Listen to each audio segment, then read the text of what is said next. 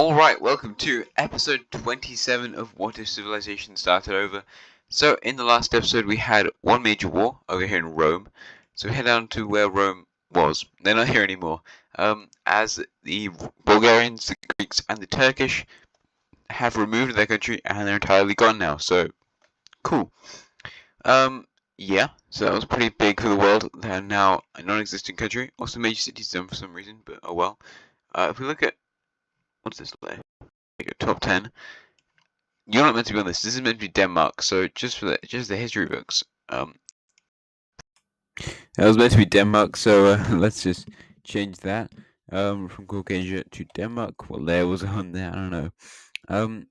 Anyway, so right. I don't know. The audio just always fails. It really hates me. Anyway, writing in Denmark. I'm just not gonna do that. Writing in Denmark. It's stupid pen. I don't know why it's so thick. Anyway, let's head on to the first event of today's video, and that's the wrong layer. As we're looking at trade routes. There we go, trade routes. So, looking at trade routes, you can see that, yeah, I've taken them off camera. There's quite a lot in Western Europe, not really any in Iberia. The North African ones got pretty far. Lots of the ones in Europe, you could definitely link up and form like a massive one. Like there's a few in France and Northern Europe, like Germany and stuff, where they get linked up. And the Balkans, there's just nothing happening in the Balkans or the Baltics, really. So, yeah, probably need to update that a bit more. A few in England, which is cool. Going over to Denmark, then, what they're going to be doing finally is exploring and colonizing the entire island of Iceland. So, yeah, they hopefully get on with that, maybe. Oh, I was doing it in the wrong layer. I remember now. I just keep trying to click and click and click, but it's like the trade routes layer that I was doing on. So that was a bit stupid. Oh my god. I really took my time, just wasting my time there. That was clever. Anyway, finally, the Danish managed to take over Iceland, and now they can explore the coast of Greenland. Nobody's actually set foot on Greenland, however, they know it exists, and they know it's there, so that might be quite important for the next episode, because, yeah, kind of getting to the age of exploring America. Yeah, so you know they've got that, but they've explored the coast, they know it exists.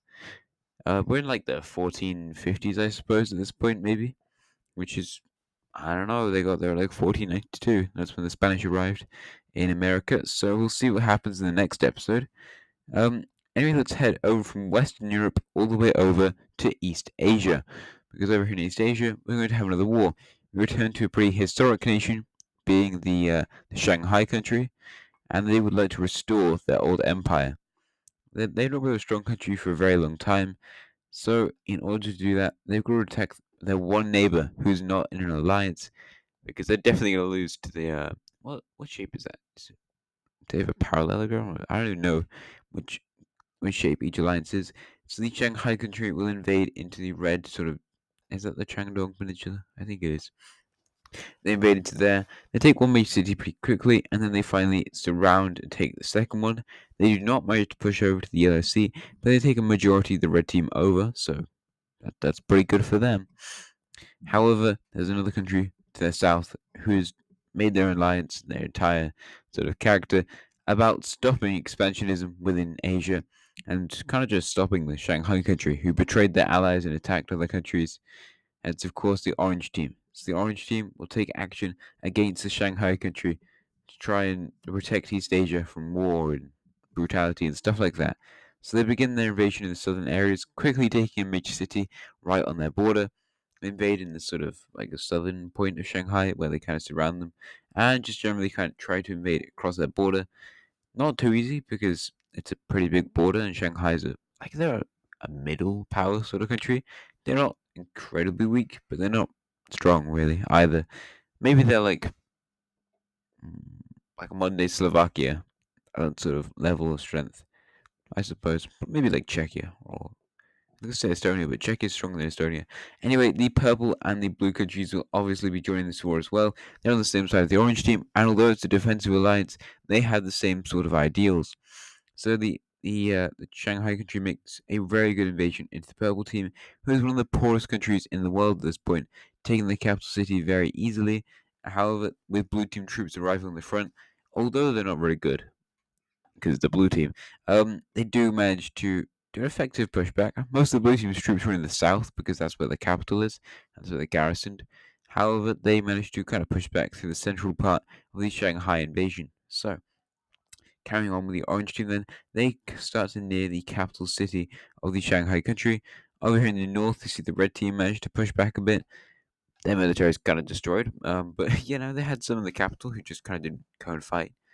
Maybe just conscript some people. I don't know. Seems like a great idea. Conscription never fails, does it? Anyway, so Shanghai is going to, I'm pretty sure, try to push back against the. Oh no, never mind.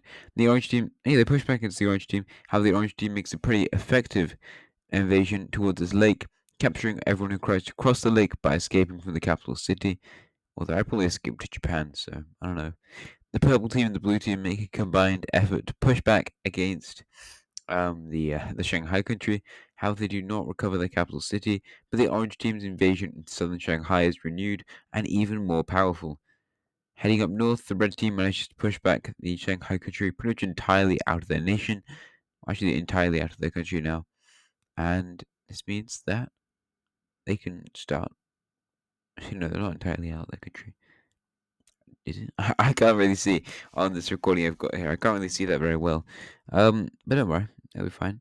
The Shanghai country takes forces away from the purple team front to try to re-invade the orange team and push back. They make a naval landing near that city.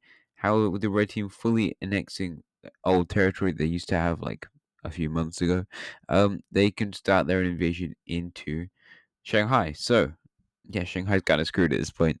The red team isn't very strong, but they're making good headway, even though the military is, as I said before, pretty destroyed. The purple team just overstepping the red team in terms of not being a strong country, but still invading. They make another push into the Shanghai country. Pretty incredible they managed that. And the orange team makes naval landings near the capital city and also on that weird islandy peninsula thing, taking the other major city before finally taking the capital city. And after that, what they do is fully occupy the Shanghai nation. So yeah, the Orange team has done pretty well in that war. They stopped Shanghai from doing some evil stuff. And yeah, we'll see what the peace treaty looks like. So going over to provinces then.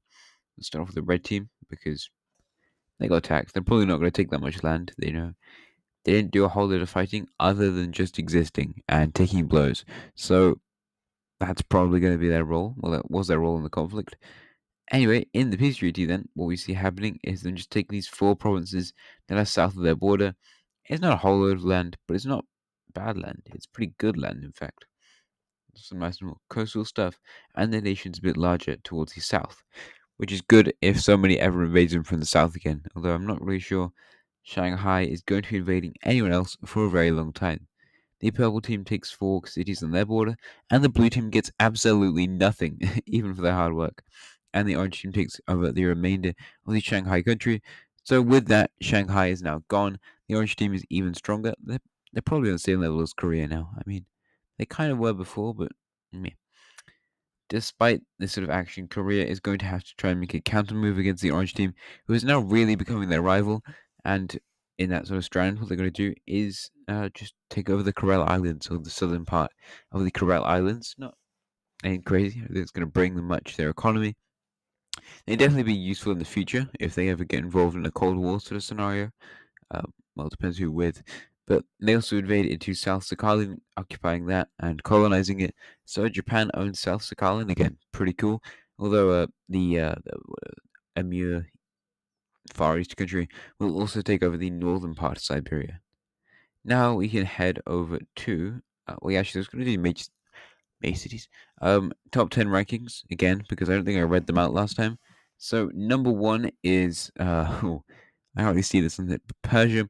Then it's the Central Asian country, followed by Hejaz, then the Mesopotamians, then oh my god, that was quick. Then Carthage, then Bulgaria, then India, then Bengal, then it's Greece in number nine, and Denmark in number 10, as I said before. But the funniest bit about this is that Bulgaria is now stronger than the entire nation of India, which is really quite amazing. So well done to them, I suppose. Now we're going to go to the Holy Polish Empire, which is kind of where I was just a few more seconds before, because there's a big split. I think I talked about the split in previous episode. However, the split is all about trade and how much their nation wants to expand like outwards through the sort of trade thing. And this sort of like pro trade and growing our alliance and thing is mostly led by the Kaliningrad country. So they have a pretty big coast. They're basically trade orientated empire nation, not really an empire. But they have opposition in the second strongest country in the Holy Polish Empire, the Southern Red Team, as the Danish are the strongest, obviously, but the Danes aren't too involved, and they haven't really chosen where they're going to go next in this sort of thing. So the Red Team's the strongest after them, and they do not think they should expand their alliance through trade. They think they should just stay as it is, but it's good how it is. The Pink Country, just kind of south of the western, like Danzig part of the Kaliningrad country, has also been added to their influence as they just kind of need help, and nobody wants to help them except for Kaliningrad, who's desperate for allies. Although they should be able to find some in the following episodes. Don't worry, there'll be some Holy Polish Empire war stuff, and it's going to be very interesting to see which side wins because they're only dominating Northern Europe. Well, other than Denmark, unless Denmark also wins, which they might. You never know. So I'll have to see about that in a future episode. But yeah, a lot of countries are undecided and they can go pretty much anywhere. They could join Kaliningrad, they could join the Red Team. Lots of it might be dependent on their geography, but also just their general views and how their economy works, trade routes and stuff like that. But now let's head down to Italy because there's a little pink country who we introduced a few episodes ago. They rebelled away from the Carthaginians in the episode where Carthage lost, whatever episode that was, and they would like to recover some of their old ancestral territory, that being Corsica. Unfortunately, Corsica is owned by this beige sort of papal country, and they can't really get it back because although the papal country is one of the poorest nations in the world, the Corsica doesn't really have the sort of like ground military stuff to fight them. They're much more naval orientated country. However, the Istrian nation over in Croatia will also be invading as they want the eastern coast, which means that it's a lot easier for Sardinia to move into Corsica and easily occupy the island. For some reason, then they decide to make a naval invasion, which is kind of stupid because it's a waste of troops. You don't really have that many troops. You got boats, but no troops. And in the end, the Croats do most of the damage, taking the capital city from the papal country, not theocratic. Just I call them the papal country because that's kind of where they are.